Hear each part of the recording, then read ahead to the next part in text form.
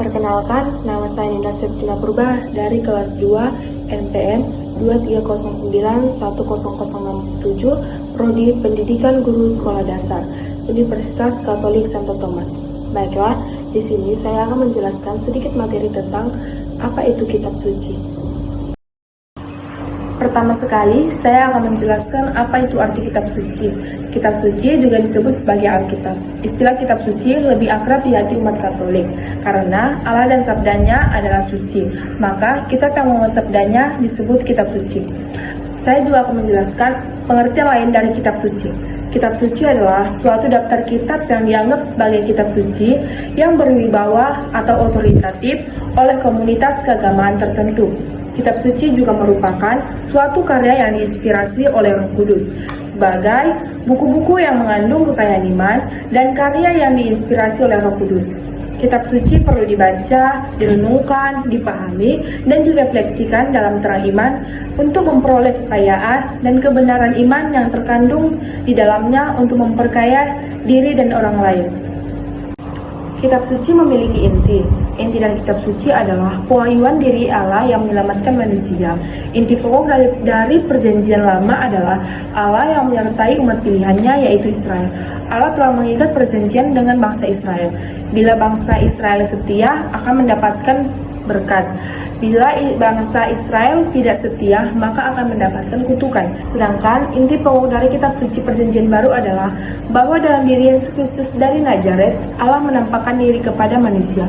Dalam pribadi putranya itu, Allah mau merangkul setiap orang dan seluruh umat manusia. Penampakan diri Allah itu disebut wahyu. Yesus Kristus adalah wahyu Allah. Karena dalam diri Yesus itu, Allah dapat didekati, disapa, dan dirasakan kehadirannya.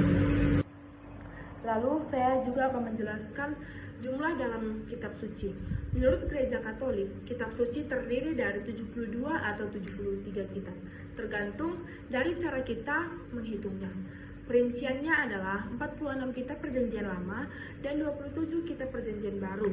Jumlah seluruhnya 73 kitab.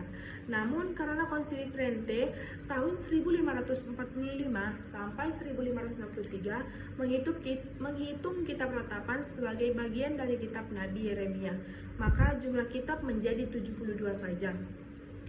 Lalu saya juga akan menjelaskan tentang kegunaan penulisan dalam kitab suci. Bagi umat Kristen pada umumnya dan pembaca pada khususnya, tulisan kitab suci ini merupakan penyadaran bahwa belas kasih Allah senantiasa meliputi kehidupan manusia.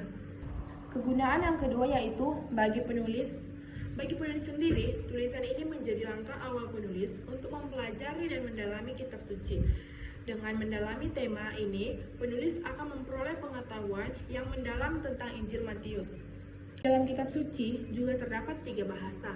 Bahasa yang pertama yaitu bahasa Ibrani, digunakan dalam kitab yang berasal dari tradisi Yahudi.